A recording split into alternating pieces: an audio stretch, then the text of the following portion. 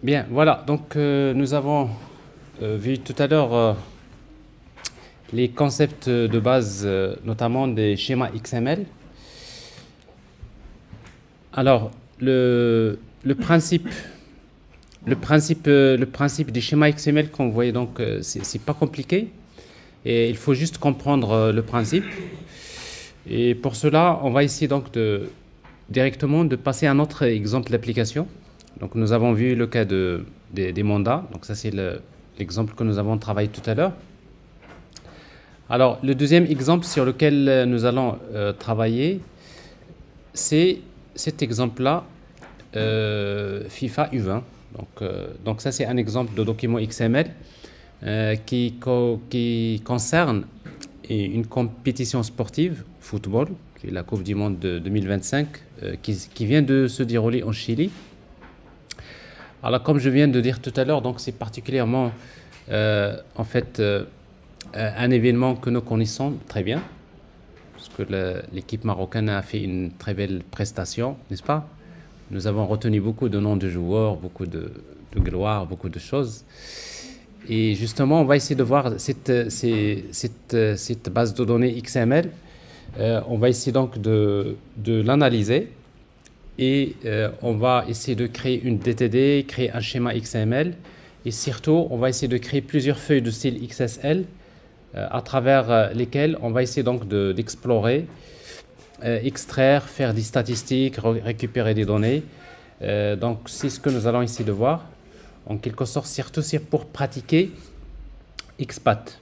Parce qu'en fait, XPath, comme j'ai expliqué, donc c'est le langage avec lequel on peut envoyer des requêtes ou bien on peut interroger un parseur XML pour chercher des informations précises dans un document XML. Et donc voilà, donc ça c'est un exemple très pratique qu'on va utiliser. Alors on va d'abord analyser la structure de ce document XML. Ça va, vous arrivez à m'entendre derrière? Parce que là j'ai du mal un peu à crier très fort aujourd'hui. C'est bon? Pas de souci.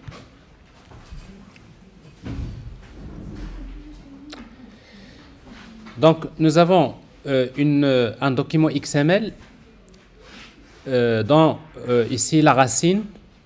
La racine c'est tournament, c'est le tournoi. Alors donc ici il y a des attributs, il y a le nom. Donc ça c'est FIFA U20 World Cup. Le host, c'est-à-dire c'est déroulé en Chili. L'année c'est 2025. Les dates, c'est-à-dire entre la date telle et la date telle. Bon, ça c'est du texte pour le moment. Et après, il y a combien de matchs? Bon, il y a 52 matchs au total. Et la source. Alors, la source de ce document XML, c'est Wikipédia. Bon, à vrai dire, moi, je n'ai pas cherché la source dans Wikipédia, mais j'ai utilisé ChatGPT. Je lui ai demandé, avec un prompt, de me générer un document XML qui contient des informations. Je lui ai donné quelques précisions c'est-à-dire intégrer dans cette source XML pas mal d'informations avec beaucoup de détails. Donc ici, nous avons le tournoi. Et dans le tournoi, donc, alors pour les gens qui ne le connaissent pas, pour les gens qui ne connaissent pas le football, compétition, c'est que le tournoi se passe d'abord, il y a ce qu'on appelle le premier tour qui se déroule en plusieurs groupes.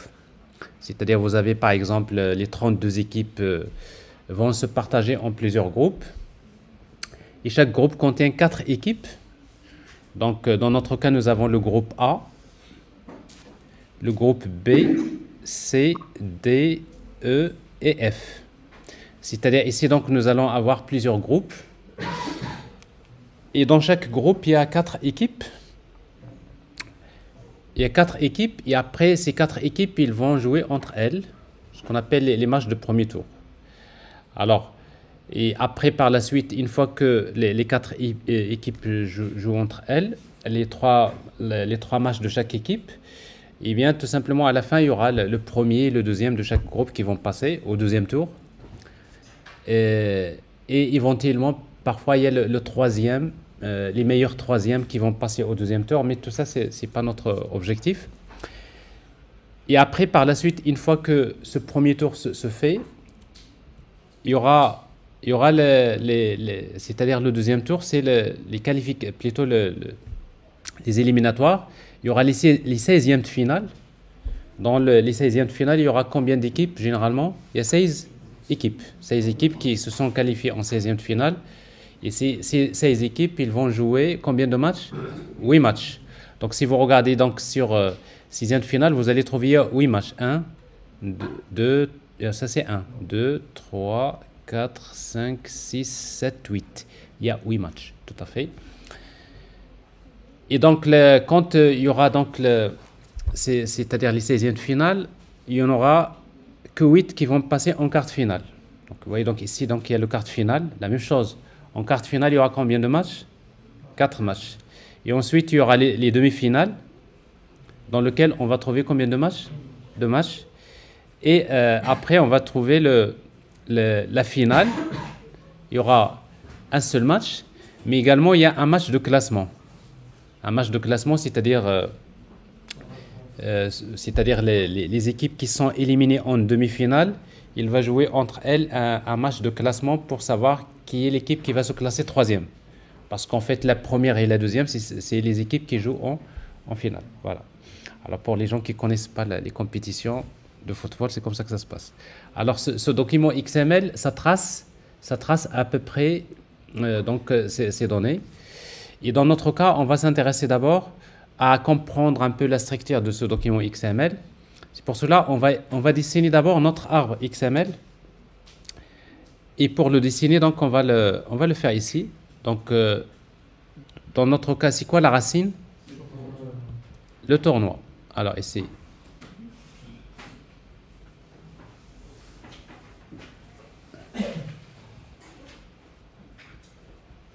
Nous avons un tournoi. Alors le tournoi, d'abord, il y a des attributs. Alors ici, donc déjà, il y a les attributs, donc il y a le nom, host, year, dates. Donc ici, on va mettre le nom du tournoi. Hosted by, donc ici host, c'est-à-dire le pays. Il y a la date. L'attribut s'appelle Hier. s'appelle year, voilà. Year et après dates, tout à fait. Alors ici, year. Et après, il y a dates, c'est-à-dire les dates, entre la date début et la date fin. OK? Et puis, dans le tournoi, il y a plusieurs groupes. Il y a aussi d'autres attributs, il y a les matchs et aussi la source.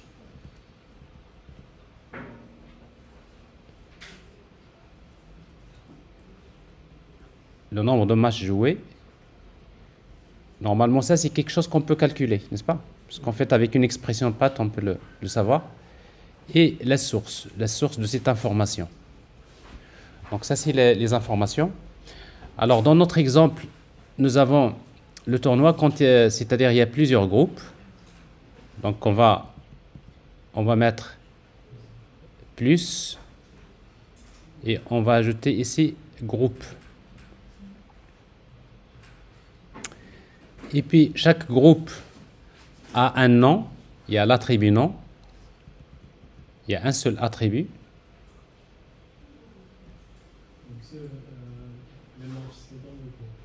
Comment?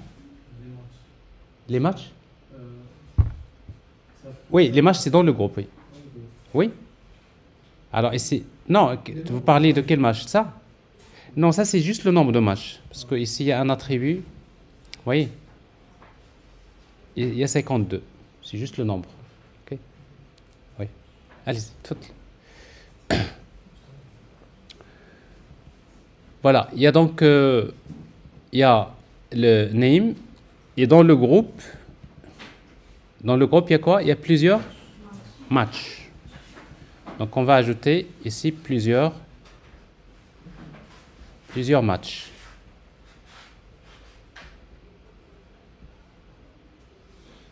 Très bien. Alors, après les matchs, chaque match est défini par d'abord stage, date, city. Il y a des attributs. Stage, stage c'est le groupe, la date, le match s'est déroulé en quelle date, et après il s'est déroulé dans quelle ville.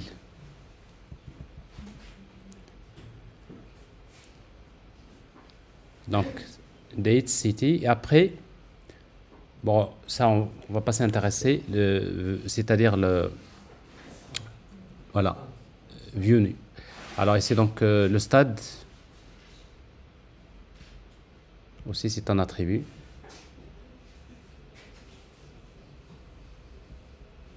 Monsieur, Oui,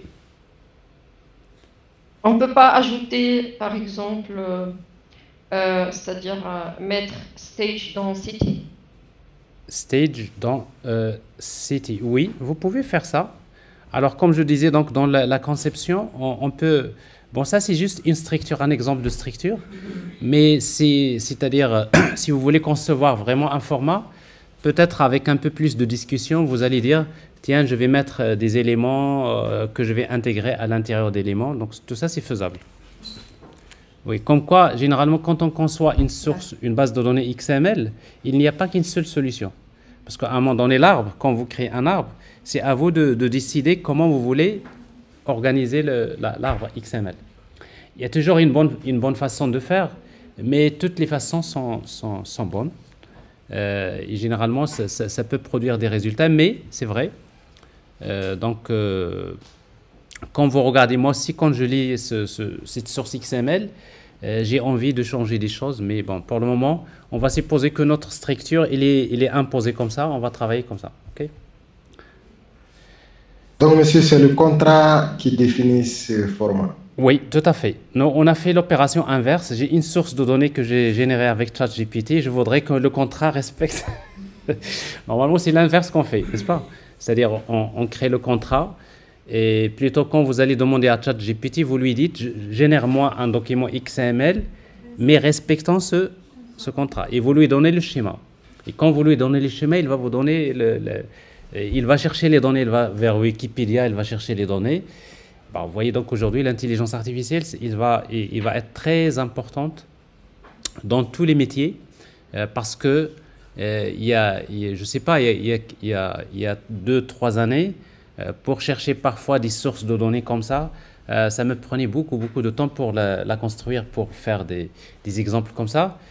Mais ce genre de choses, avec un simple prompt, ce matin, j'ai fait le prompt et j'ai la source. Et bon, vous voyez, pourquoi je vous dis ça? Parce que même dans votre métier, c'est comme ça que ça se passe. C'est-à-dire que chaque fois qu'on vous demande de faire des choses, regardez ce que l'IA va comment il peut vous aider pour aller plus vite. Parce qu'il faut aller plus vite. La compétition, pour être compétitif, il faut aller plus vite. Mais pour aller plus vite, il faut comprendre. Je ne peux pas demander à ChatGPT de me générer un document XML si je ne connais pas ce que c'est de la technologie XML. Je ne peux pas lui demander respecte ce schéma-là alors que moi je ne sais même pas ce que c'est un schéma XML. Utilise cette DTD pour me générer ça. Je sais même. Vous voyez. Donc ça, c'est en fait tout ça. Il y a un cours que vous allez faire après qui s'appelle le prompt engineering, l'ingénierie des prompts, donc dans lequel vous apprenez comment interagir avec l'IA pour par exemple tirer profit de l'IA générative. Bref, nous avons voilà donc le stade.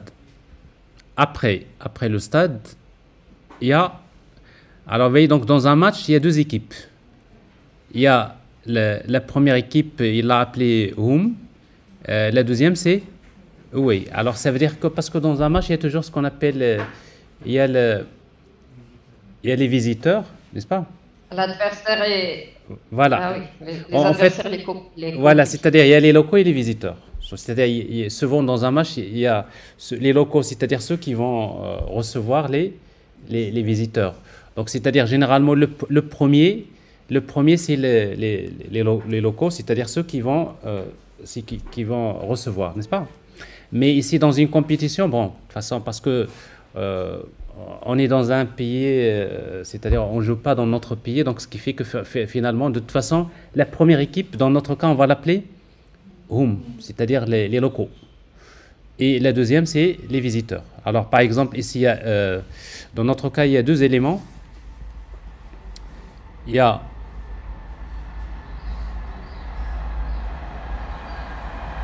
l'équipe home et puis il y a l'équipe away. Il y a deux équipes. Alors ça, c'est des équipes. Alors par exemple ici, le premier match, c'est Japon contre l'Égypte. Et puis il y a un élément score. Alors vous voyez donc le score, il y a home. Combien, c'est-à-dire le Japon, il a marqué combien de buts? 2. Et away, il a marqué 0. Donc c'est-à-dire 2 buts à 0, n'est-ce pas?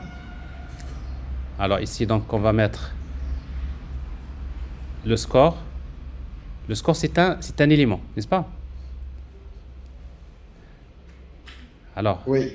on a un direct. Et après, l'arbre, parce qu'il a l'air d'être très grand, n'est-ce pas? Alors, je reviens ici, donc c'est la suite. Ça, c'est la suite, n'est-ce pas? Je fais comme ça. Alors, la suite de notre arbre, ici, donc, il y a le score. Alors, dans le score, il y a deux attributs. Le premier attribut, c'est quoi? C'est home. Home. Voilà, combien de buts ils ont marqué. Et l'attribut away, combien de buts ils ont marqué. Voilà. Et puis il y a les goals, les buts. Donc le document XML, il nous fournit également les buteurs, c'est-à-dire les joueurs qui ont marqué les buts. Alors ici donc goals. Dans goals, il y a plusieurs goals.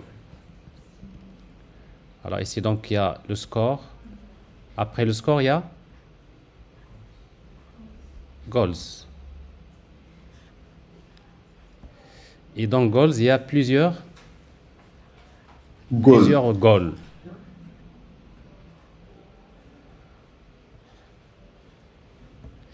Et dans chaque goal, il y a le team le team concerné, minute, à quelle minute ça a été marqué, le type de but. Il y a soit un type, soit penalty, ou bien un type normal.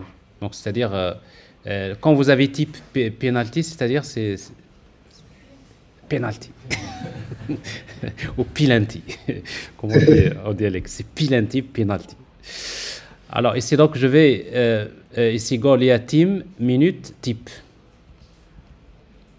Alors il y a l'attribut team, il y a minute et l'attribut type. Alors l'attribut type ici, on va supposer qu'il peut avoir comme valeur soit penalty ou bien normal. Comment? Oui, on va pas aller jusque là. Ça peut être coffrant, ça peut être coup de pied arrêté, ça peut être corner, ça peut être... oui, si vous voulez, vous, dans votre projet, vous ajoutez ces éléments, pourquoi pas. Alors, voilà. Alors, maintenant, il y a les goals. Donc ça, c'est réglé. Et puis, donc, on a réglé les matchs. Maintenant, regardez, ça, c'est le premier tour. Il y a plusieurs groupes. Parce qu'il y a plusieurs groupes qui jouent entre eux. Mais une fois que le premier tour se termine, on arrive vers un élément qui s'appelle knockout. Alors, knockout, maintenant, c'est-à-dire maintenant le deuxième tour, les 16e de finale, les 8e de finale, les quarts de finale, les demi-finales et finale. Donc, ça veut dire qu'il y a un élément knockout. Alors, cet élément knockout, il relève directement du tournoi. Donc, vous voyez, dans notre tournoi, il y a plusieurs groupes. Vous voyez, tournoi. Donc, ici, nous avons ça. Hop, hop, hop, hop, hop, hop. OK? Donc, ça. Donc, c'est-à-dire ici, qu'est-ce que je veux mettre?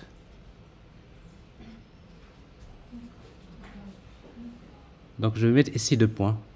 Comme ça. Comme ça, c'est la suite de... Et que Bir. alors, je suis en train de dessiner. Donc, c'est juste après, il faut mettre ça en vertical. Alors, donc, qu'est-ce qu'on va faire ici? Donc, on va ajouter l'élément knockout.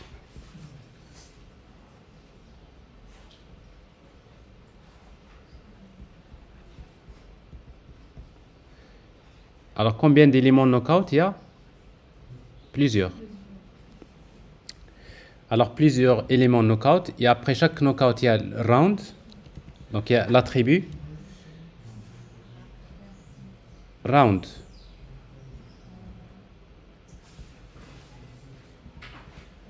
Après round, il y a plusieurs matchs aussi.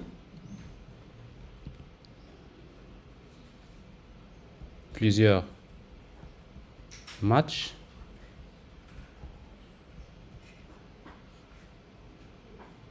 Ok. Plusieurs. Un en plus. Car dans les goals, on peut faire seulement 0 plus. Oui, alors dans le schéma, oui, tout à fait. Alors par exemple, les goals ici. Les goals, au lieu de mettre et plutôt plus, vous pouvez mettre étoile, tout à fait. Pour être un peu plus précis.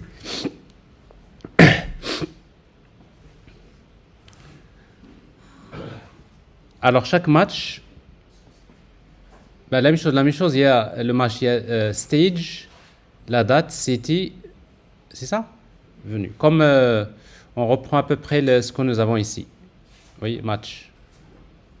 Il est où le match? Il est là. Stage, date, city, venu.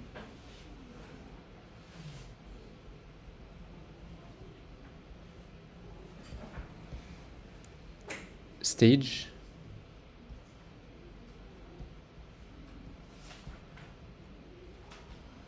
City, la ville, est venue. Venue où? Voilà, alors donc il y a le match avec ses attributs. Et après il y a la même chose, home, away, score, goals. Donc c'est-à-dire on va reprendre à peu près la même structure que nous avons ici.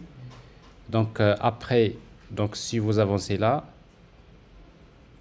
vous allez retrouver à peu près ce que nous avons ici.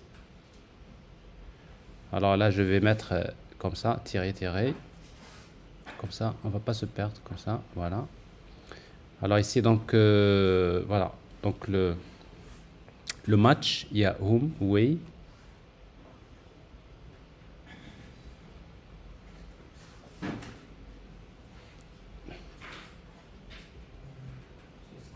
Oui.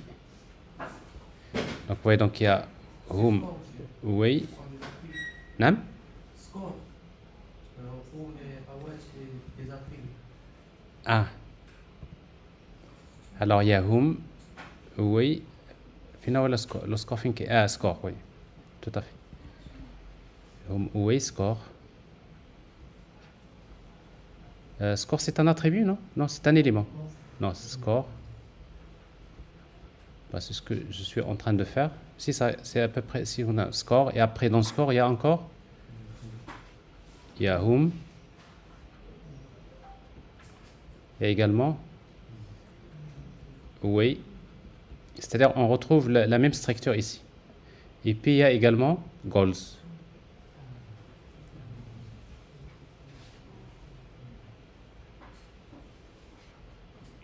Et dans les goals, il y a plusieurs.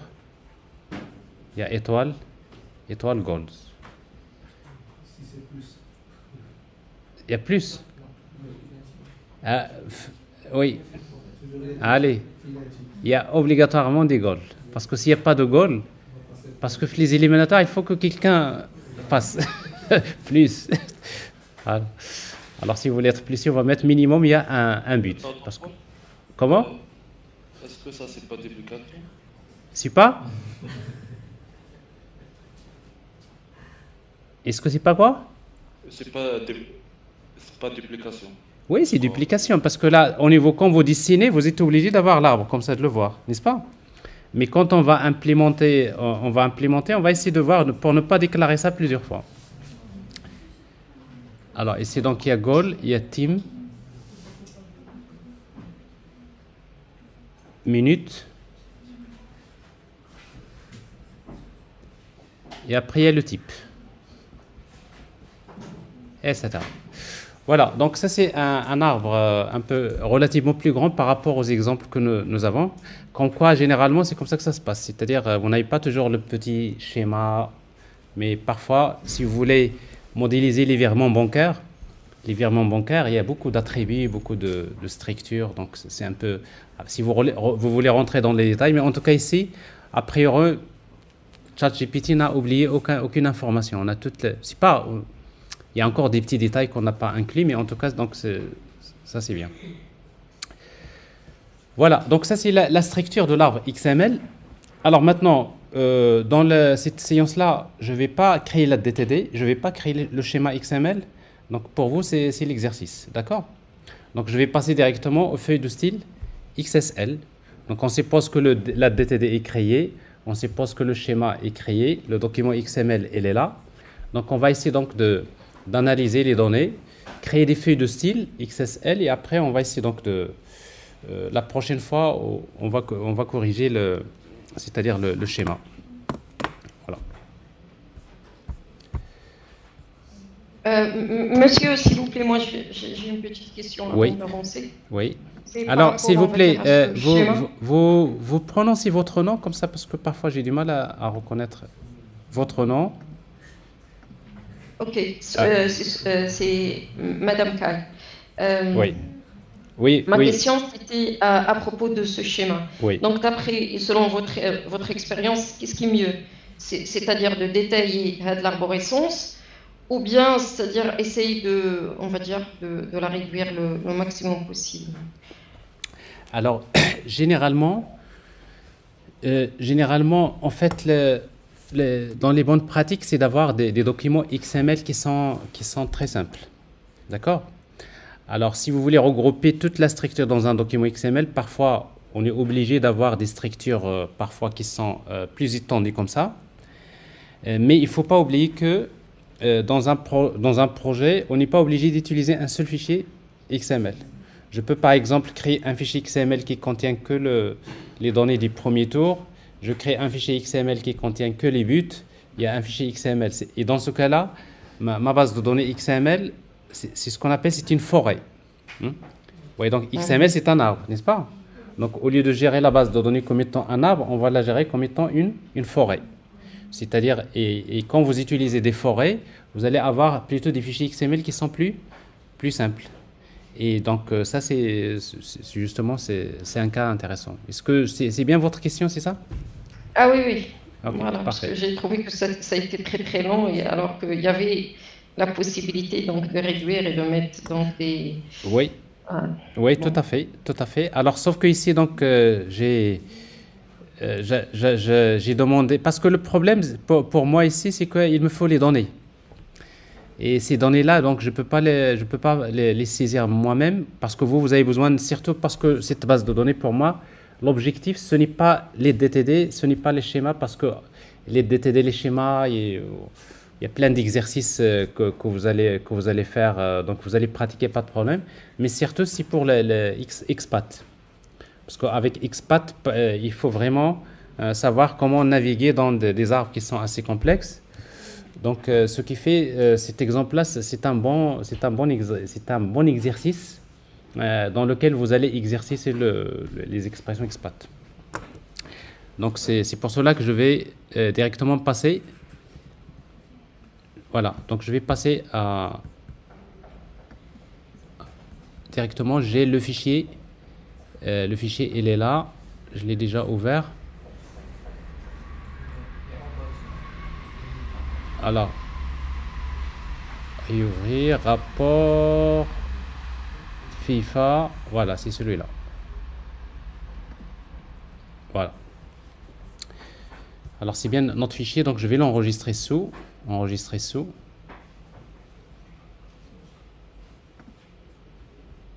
Alors, je vais créer un dossier que je vais appeler FIFA. BDCC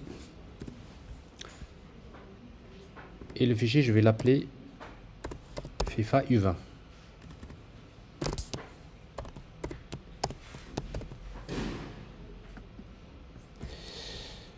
Voilà, alors nous avons toutes les données ici. Alors bien sûr, donc ça c'est notre base de données qui respecte cette structure. C'est un document XML bien formé, mais il n'est pas valide. Vous voyez, donc ici, je n'ai pas encore créé de DTD et de schéma.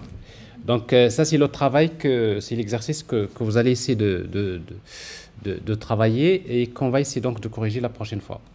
Parce que quand même, il va falloir parfois travailler sur des cas un peu plus compliqués comme ça. Comme ça, vous allez essayer de traiter tous les cas possibles dans le schéma XML. Alors maintenant, ce que je vais faire, c'est que je vais créer des feuilles de style XSL. On va commencer par cet exercice-là. Donc, je voudrais, par exemple,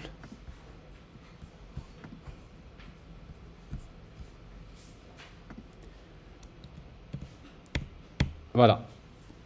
Je voudrais créer une feuille de style XSL qui permet de m'afficher d'abord des informations sur le tournoi en HTML. Et puis, je vais afficher uniquement les résultats du premier groupe, du premier tour, mais concernant le groupe C. C'est-à-dire, je vais aller vers un groupe particulier et essayer d'afficher la date des matchs, la ville, l'équipe 1, l'équipe adverse, le score et les buteurs. Voilà, donc afficher ça. Alors, pour faire ça, donc j'ai besoin donc de... Vous voyez, donc tout à l'heure, je disais, dans un document XML, il y a les données. Ça, c'est les données. Ça, c'est ce que je viens de vous montrer. C'est une base de données hiérarchique. Il y a la structure des données. C'est DTD, schéma. Ici, on n'a pas. Et je vais passer directement à ça. C'est la feuille de style. Alors, pour créer la feuille de style, je vais créer une feuille de style XSL. Fichier nouveau, XSL, XML Style Sheet, XSLT. Alors, je rappelle que une feuille de style XSLT, bon, c'est un document XML qui commence par Style Sheet et qui se termine par /Style Sheet. Il utilise un namespace qu'il faut respecter. Et ici, donc, je vais utiliser la version 2.0. Comme quoi, je vais utiliser XPath, la version 2.0. Donc, je rappelle que dans XPath 2.0, on avait rajouté quelques fonctions qui n'existaient pas avant dans la version 1.0. Alors, puis, donc, dans XSL, on a besoin de créer un élément template. Alors, c'est la troisième fois que je vais créer, ou bien la quatrième fois que je vais créer des feuilles de style. On va commencer à s'habituer. Et dans template, on va utiliser l'attribut match, dans lequel on va commencer par mettre slash. Donc, je rappelle, quand vous mettez match égale slash, ça veut dire, je suppose que je me positionne dans la racine de l'arbre. Alors, parce que la différence entre SQL et XPath, c'est que SQL, il pointe vers les tables. Select, from, where, etc. Mais dans XPath, c'est un arbre. Et le problème, c'est que l'arbre, il faut toujours se positionner dans quel contexte? Quand vous voulez chercher un nœud dans l'arbre, il faut dire, est-ce que vous allez la chercher à partir de la racine? Ou bien est-ce que vous êtes en bas? Est-ce que vous êtes au milieu? Il faut toujours chercher par rapport à un nœud, n'est-ce pas? Et donc, ici, on a besoin de spécifier match. Match, ici, on suppose qu'on est dans la racine. Et puis, on va générer une page HTML. Donc, HTML, vous savez ce que c'est. Je vais créer l'entête. J'ai title, le titre. Ici, donc, je vais mettre FIFA U20 2025. C'est le titre. Et puis, il y a body. Alors, dans body, je vais directement afficher ces informations que j'ai dans mon document XML. C'est-à-dire ce fichier XML.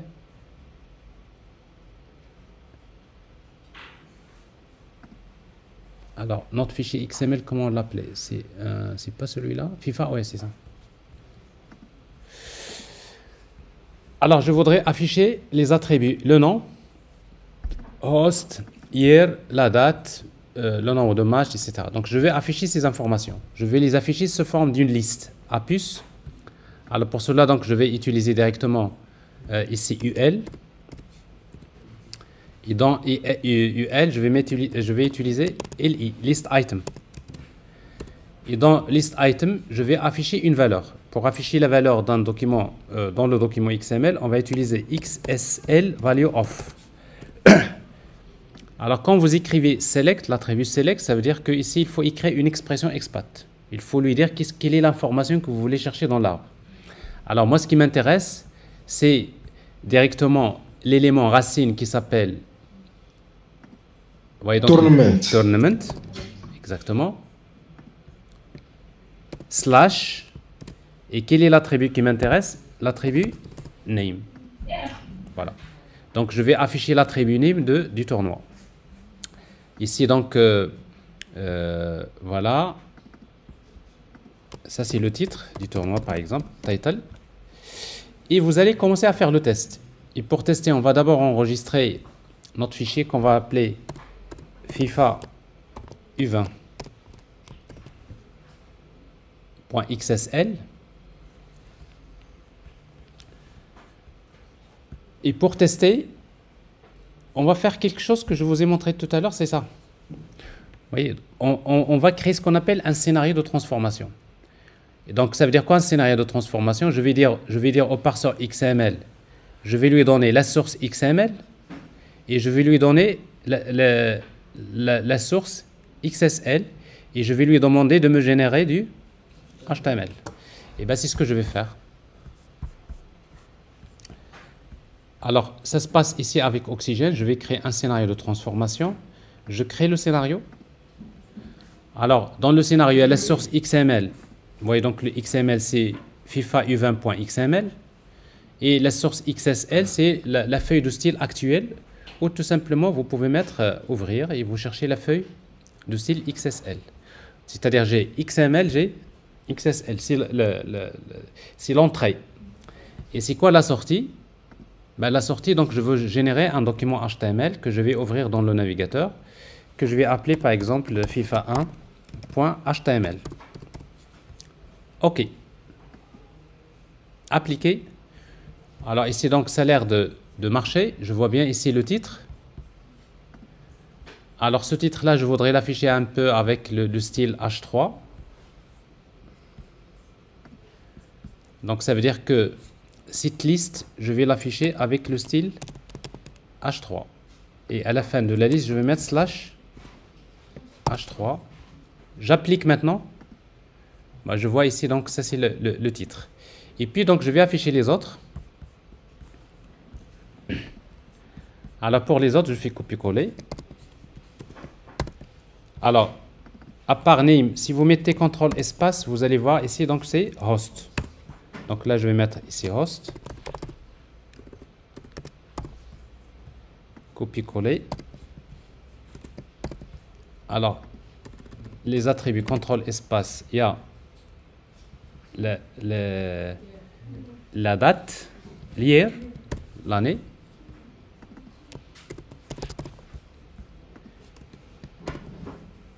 Et puis, il y a les dates. C'est tout. Bon. Ou bien la période. Ou ce que vous voulez. Alors ici, donc, enregistrer, appliquer. Bon, ça, je sais chercher des données dans ma source. Donc, j'ai des informations. Et puis, j'ai besoin maintenant de m'intéresser à un groupe particulier.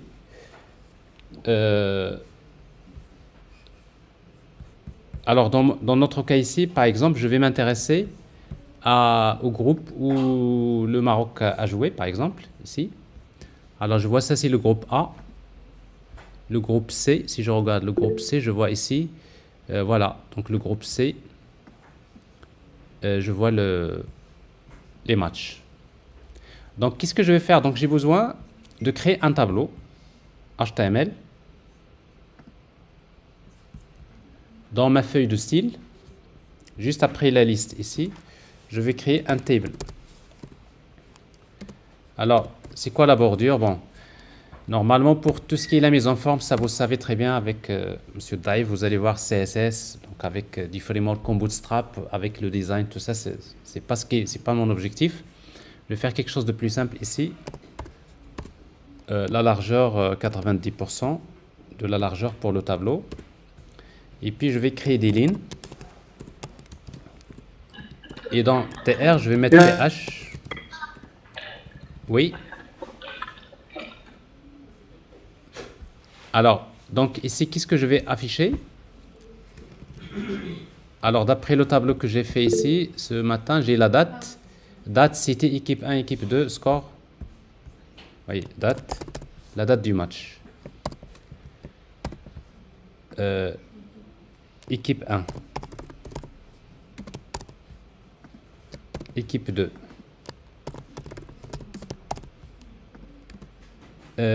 City.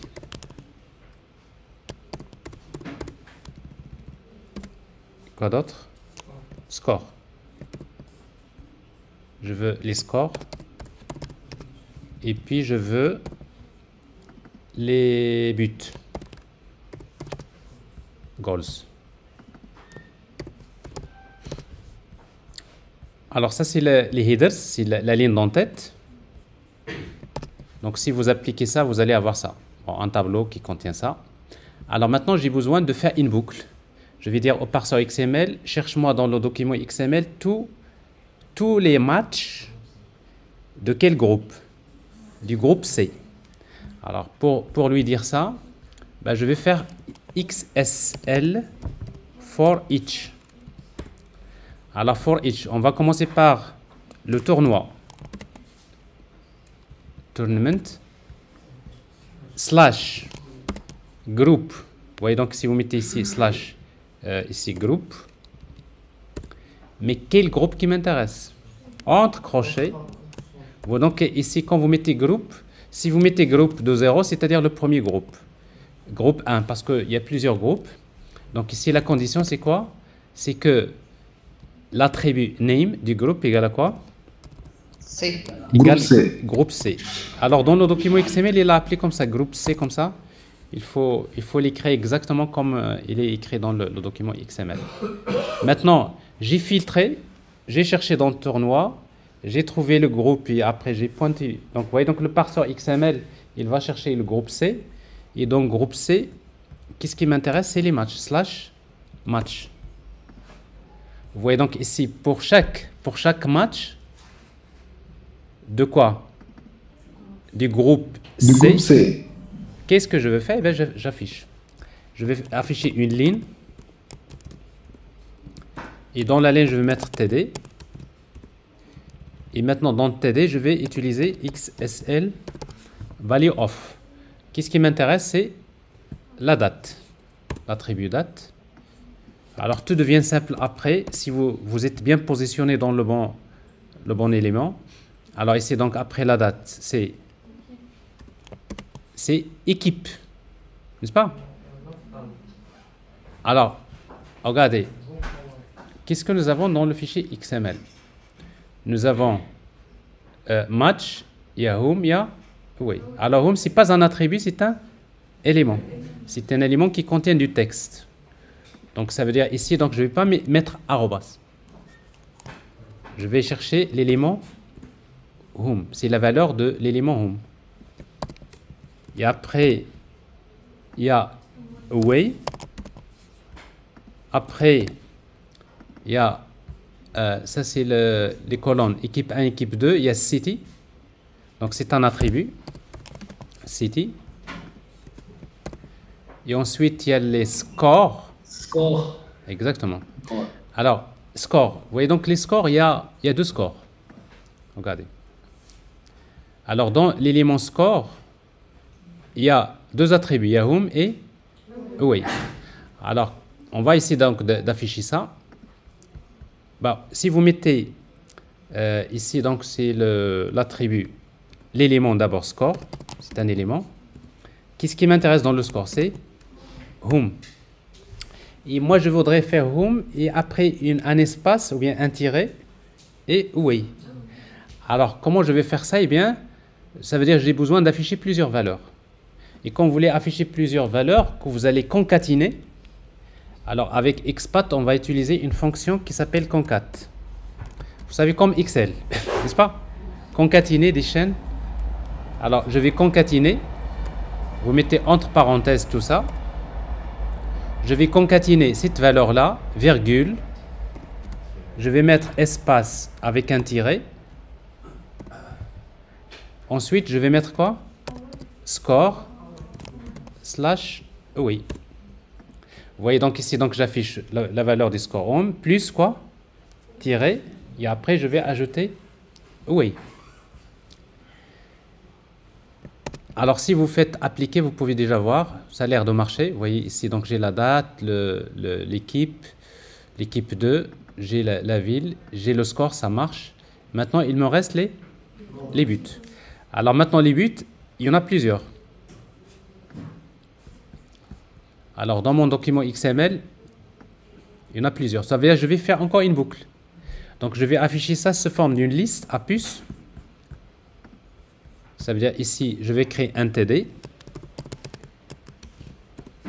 À l'intérieur du TD, je vais mettre UL, une liste, dans laquelle je vais mettre plusieurs listes items. Et donc, je fais une boucle. Je vais utiliser XSL for each. Je vais chercher goals, pluriel, slash goal. C'est-à-dire pour chaque but qui se trouve dans goals. Ben, qu'est-ce que je vais afficher? Ben, je vais afficher pour chaque goal, il y a des informations. Il y a le team, d'accord? Minute, et après la valeur. En fait, le joueur, c'est la valeur de l'élément, n'est-ce pas? Dans notre cas ici. Donc, je vais utiliser list item. Et dans list item, je vais afficher XSL value of. Alors, dans value of, je vais concaténer encore. Je vais utiliser la fonction concat.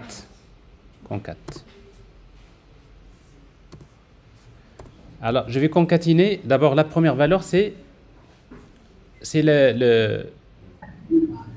l'équipe. Monsieur, Oui? concat est mal écrit. Concat est mal écrit. Merci. Oh, il y a des compilateurs, c'est bien. Les gens en général qui sont à distance parce qu'ils ont un café à côté, peut-être avec un grand téléviseur, n'est-ce pas? Merci. Je compte souvent comme ça, ça me plaît beaucoup de voir des gens qui suivent les petits détails.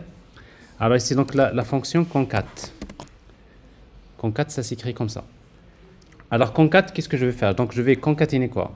Je vais chercher la goal, l'attribut d'abord.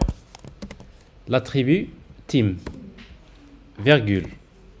Après je vais mettre 2 points, virgule. Je vais chercher l'attribut minute. À quelle minute? Et après, je vais mettre espace. Apostrophe. On va mettre juste espace. Et après, on va mettre le nom du joueur. N'est-ce pas? Ou si vous voulez, on va mettre le team, le joueur, et les minutes, c'est comme ça, c'est plus. C'est-à-dire, je vais mettre ici CTRL X. Je vais mettre le joueur. Comment on va afficher le joueur? Regardez. Pour chaque goal, normalement, le joueur, c'est la valeur de l'élément. Alors maintenant, quelle est l'expression expat qui permet de m'afficher l'élément actuel, la valeur de l'élément actuel? C'est goal. Ah, ben, on est déjà dans goal. On est déjà dans goal. Parce que nous avons fait pour chaque goal. Regardez. Pour chaque goal. C'est pas value, c'est point. Alors, point expat. Point, ça veut dire quoi? C'est la valeur de l'élément actuel.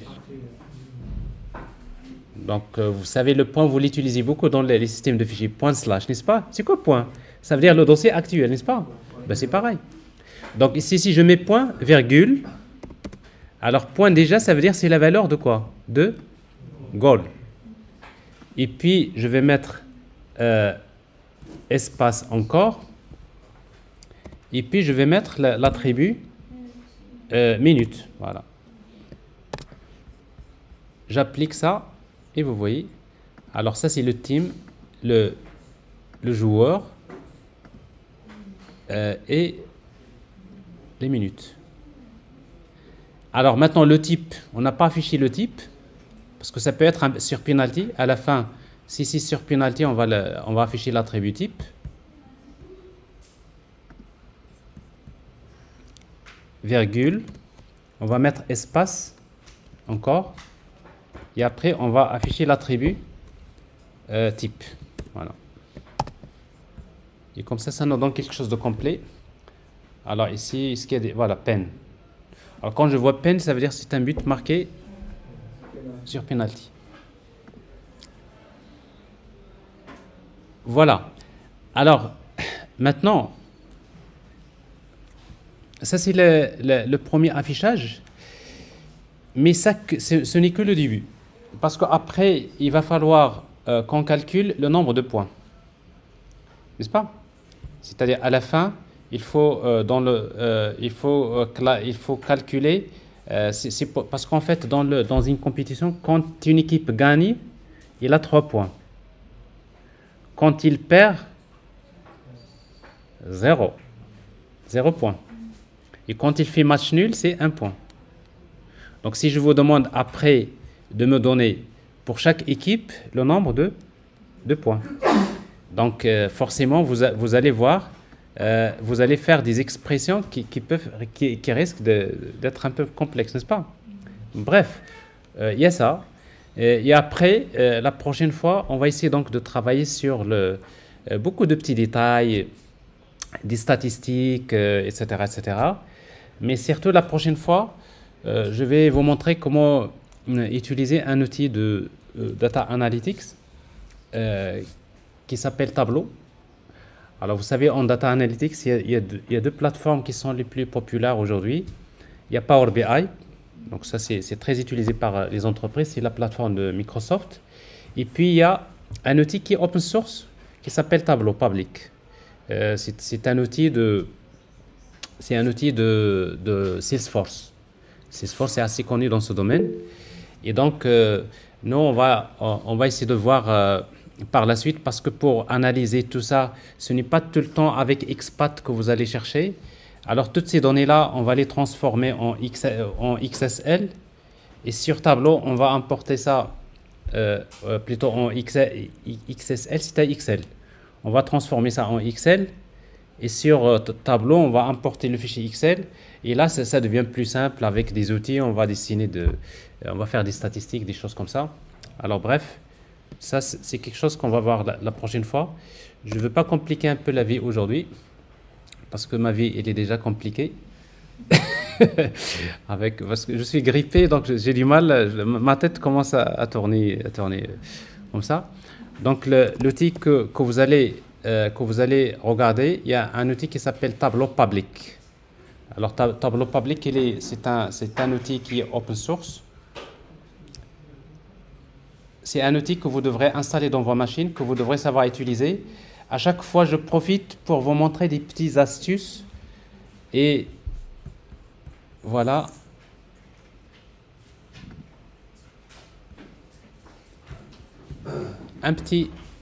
Voilà. Donc, j'ai un document je vais importer un fichier XSL, bon, par exemple ici, qui contient des données sur RH.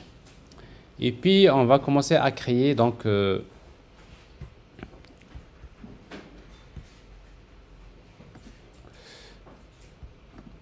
c'est pas le bon. Alors, je vais faire close. Je vais importer un fichier XML, pas celui-là, Tableau Public. Alors, je vais chercher.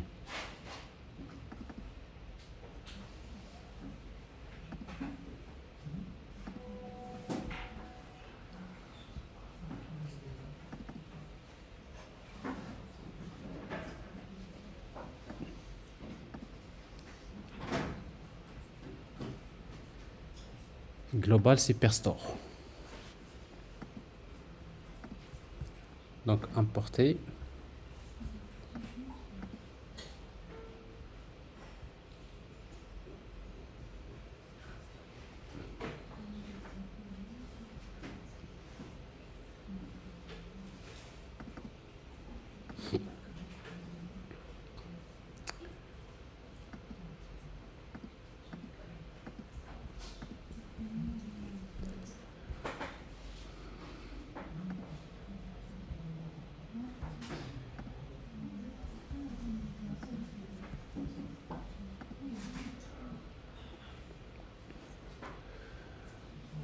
Ok, alors on va chercher, on va créer un nouveau. Je vais chercher une source de données. Bon, après, on va voir que généralement dans les outils, on peut se connecter vers une base de données, on peut chercher des données au format JSON à partir des fichiers PDF. C'est que les sources de données généralement, et ça peut être XML. Alors ici donc, je prends le cas de Excel, parce que sur Excel c'est plus simple à comprendre pour vous. Donc je vais utiliser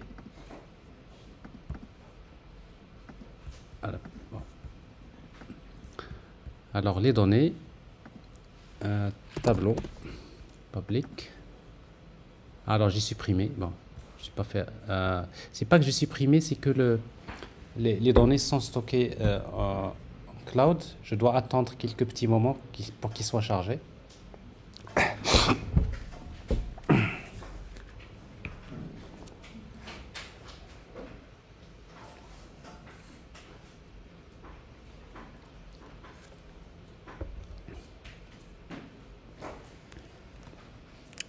Vous m'entendez toujours? Parce que j'ai l'impression que ma connexion est un peu lente. Oui, ça va. Okay. Oui.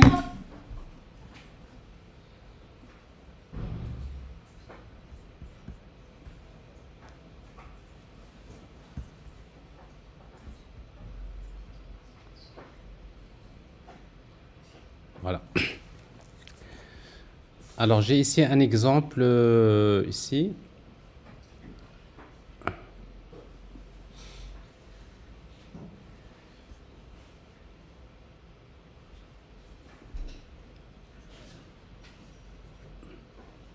Bon, je vais prendre celui-là, Superstore. Alors, j'importe un fichier Excel. Alors, ça, c'est Global Super. Pourquoi elle me fait ça? Alors, je prends ce fichier-là, copier. Je le mets dans téléchargement.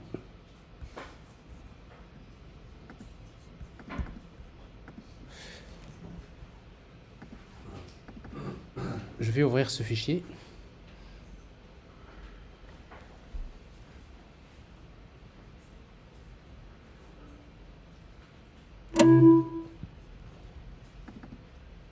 Merci. Merci parce qu'il a ouvert le fichier. Ça a pris du temps.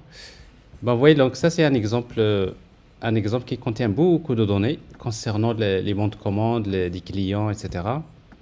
Donc c'est un document. C'est un document Excel. Bon, il y a les ordres, c'est-à-dire les bons de commande. Bon, chaque bon de commande, vous voyez donc ici, il y a la date, il y a le shipping mode. Bon, ça, c'est un truc de commerce électronique. Il y a plein de colonnes. Il y a les profits, il y a la quantité. Bon, globalement, il y a plein de données. Et vous avez d'autres feuilles, returns et people. Alors, bref. Donc, j'ai une source de données. En fait, cette source de données Excel, ça peut provenir de XML, n'est-ce pas? J'ai des données XML qui deviennent Excel. Et de Excel, je passe à Power BI ou bien Tableau. Et je vais importer ce fichier-là que j'ai ici. Voilà. Et quand vous l'importez,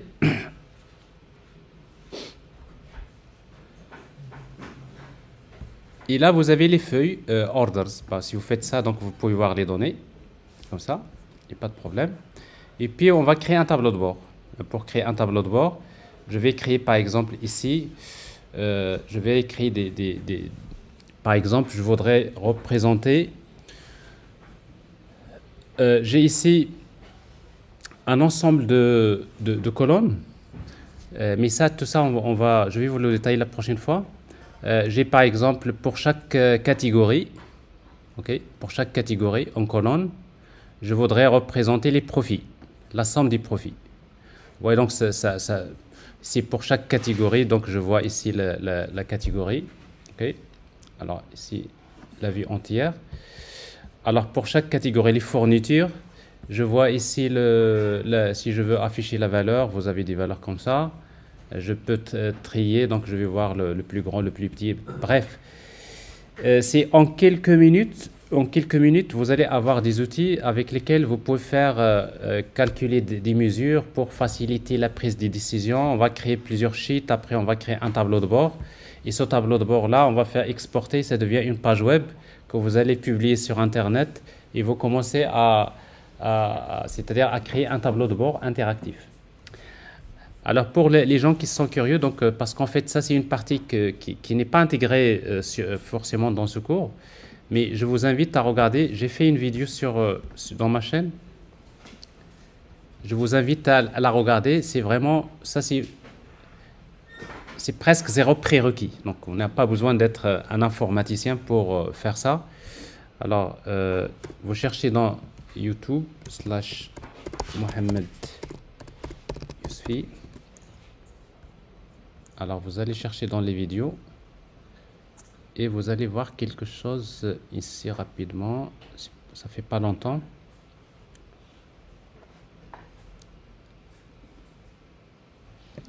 Tableau, oui. Power BI, c'est exactement, c'est la même chose que Power BI. L'équivalent de Power BI, c'est Tableau, ok. Sauf que Power BI, c'est Microsoft, c'est payant. Tableau, c'est un écosystème. Tableau, il est gratuit, il est open source même, c'est un produit open source.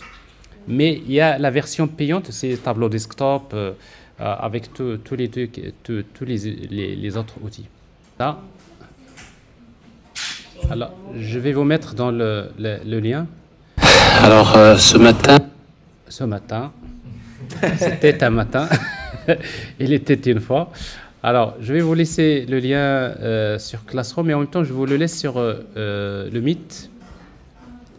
Alors, vraiment, vous jetez un coup d'œil, vous allez trouver un outil de travail qui vous sera très utile, parce que vous allez faire beaucoup de data dans ce master, et utiliser des outils qui sont très utilisés par les entreprises,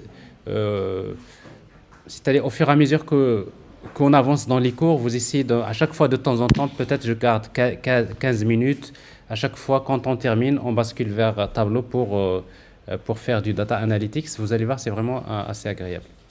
Vous avez le lien ici.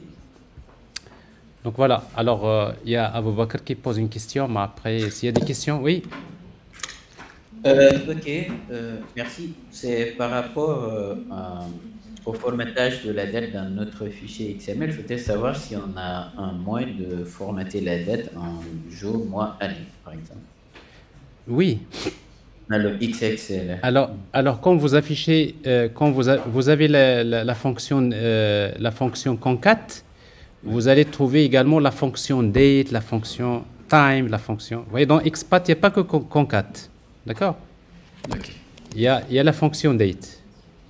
Il y a day from date. C'est ce que tu veux faire. Il y a day from that time. Il y a date.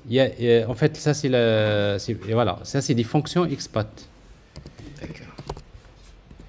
En fait, l'objectif de cet exercice-là, c'est de vous laisser juste un exercice dans lequel vous allez vraiment, à chaque fois qu'il faut pratiquer le XPath, c'est important d'utiliser cet exercice-là, parce qu'il contient une base de données relativement plus complexe. Donc, ce qui fait, il faut savoir parfois faire les bons choix. D'accord, merci monsieur.